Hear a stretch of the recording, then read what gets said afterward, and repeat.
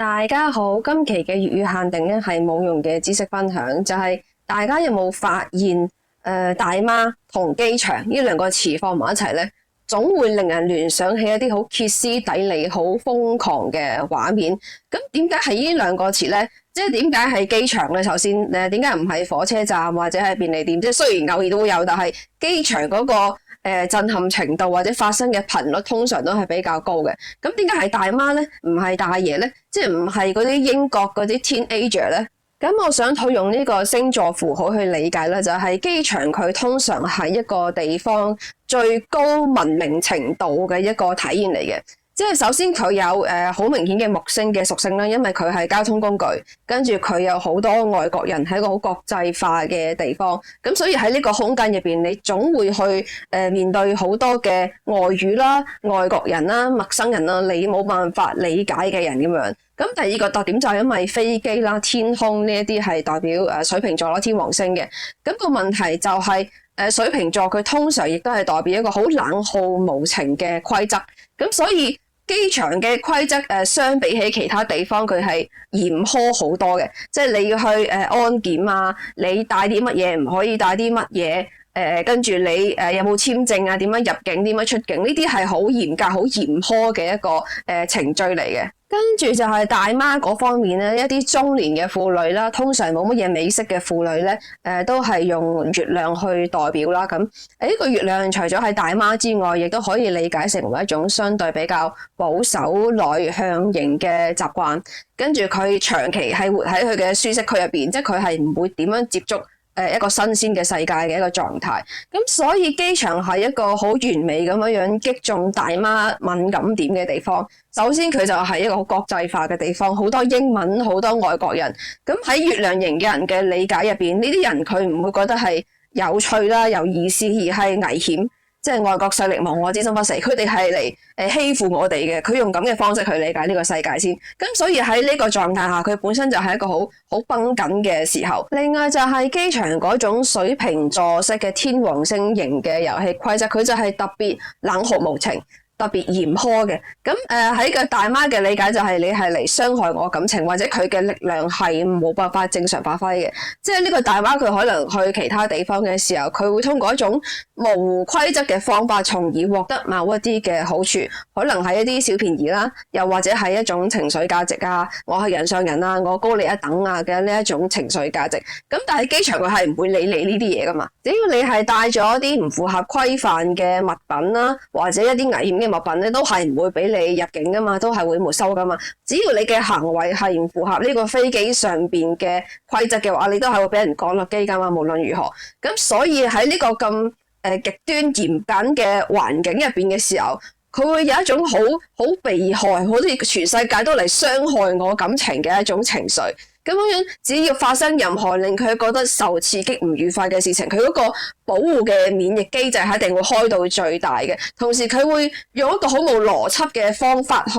辯駁，就係點解你唔講普通話，你咪中國人啊？呢度係中國人嘅地方。佢又唔會諗，如果你去到例如話美國或者馬來西亞，咁你唔講馬來西亞嘅話，你唔講英文，咁你係咪唔尊重人哋咧？佢唔會咁樣諗，佢只係覺得我要保護我自己，而保護我自己通常係月亮所掌管嘅。咁所以佢個腦底下轉到就係一個民族感情嘅態度優先。同時我覺得呢種月亮型嘅人最撲街嗰個心態係，你之所以出現喺呢個機場係因為你想去旅行或者去另一個地方長期居住，咁其實你係渴望一個比自己更加高級一啲、更加精緻一啲嘅生活，即係無論係長時間定短時間。咁但係當你某程度咁樣得到呢件事之後，你又好想摧毀佢，你會覺得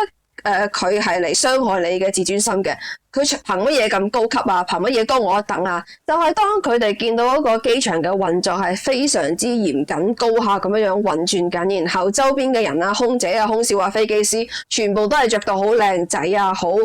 精緻咁樣出現嘅時候，咁你第一眼當然係會崇拜啦，即係好羨慕有一個咁美好嘅生活嘅狀態。但係其實打個工都知道呢個係幻覺嚟嘅。咁但係唔重要，但係重要就係佢感受到一種人哋高我一等，跟住我嘅感情受到傷害，咁所以我需要將你哋拉低落嚟，同我同一個 level 嘅呢一種心態。咁所以你就會見到佢一邊係好想渴望，好想得到，一邊又想摧毀佢。我記得應該係19年嘅時候，我唔知點樣搶到張比較平嘅國泰嘅機票喺澳洲翻嚟廣州嘅。咁個過程我覺得係非常之好，我都冇諗佢究竟同我講英文定廣東話，反正我覺得個過程係幾舒服，咁啲人又靚啊，跟住嗰啲菜單都靚過人咁樣嘅。咁但係幾年之後就發生咗一個咩 blanket 事件啊嘛，就係佢嗰個遊乘客唔識講 blanket， 跟住咧咁嗰個空姐唔知點解又唔識睇普通話啦，即係我唔知點解佢唔識聽啦，跟住就傷害佢嘅感情啊，跟住就全網咁樣去攻擊佢。嗰時我係覺得好唔理解嘅，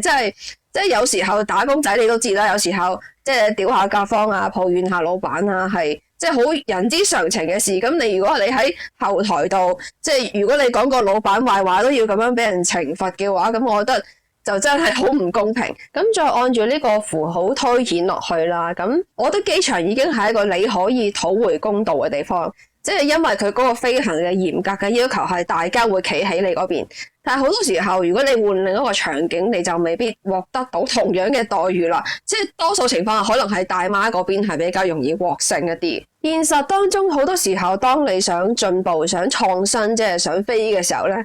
都會有一種保守嘅力量去阻止你做呢件事嘅。即係例如話，如果你係一個創作者，你做作家，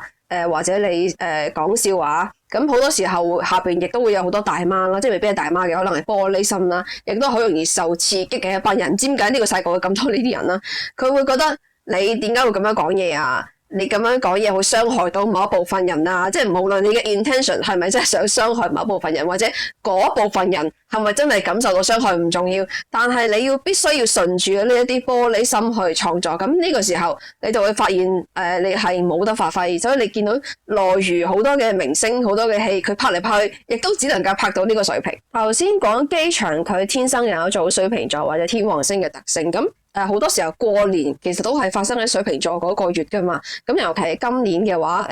我記得大年初一係太陽同月亮都係喺水瓶座嘅。咁你翻到屋企就特別月亮，咁呢個矛盾其實都係某一種程度嘅升級，只不過今次你冇呢個機場呢個系統作為一個靠山，你多數係輸嘅。就你發現你嘅人生想進步，想過得更好、更加精緻嘅生活嘅時候，咁最大嘅障礙通常反而係你嘅原生家庭、你嘅親生父母，佢哋會覺得你哋要downgrade到同我嘅認知同一個水平，咁我先至滿意，咁你先係一個好孩子。咁月亮就係巨蟹座啦，咁巨蟹座嘅作家入邊應該都係喬治奧威爾最出名啦。咁喺佢嗰個世界入邊，1984嘅世界入邊係一個老大哥成日夾住大家，你唔可以做你中意做嘅嘢，咁所以嗰個世界入邊嗰個文明係退步咗嘅，即係喺個作者個記憶入邊，佢細個世界係精彩啲，跟住去到佢中年嘅時候就會變成黑白灰咁樣樣。咁但係我覺得呢個故事最唔準確嘅地方就係佢唔應該係老大哥，佢唔應該係一個老男人，因為老男人係土星啊嘛，摩羯座啊嘛，